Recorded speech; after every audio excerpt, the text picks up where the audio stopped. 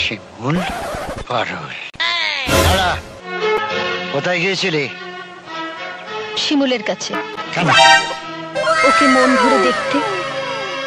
আমার শরীরটা এখানে ছিল, কিন্তু মনটা ওর কাছে পড়েছিল। আজ এতটা বছর পর আমি আমার মনটাকে শান্তি দিতে পেরেছি।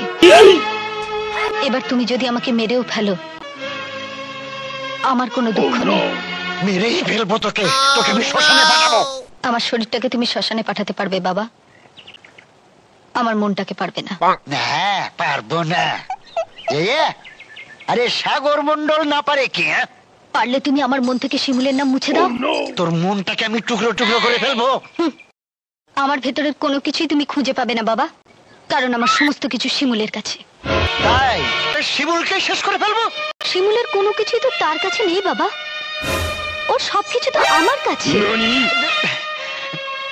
তোকে মারলে যদি শিমুল মরে, আমি তাই করবো। কি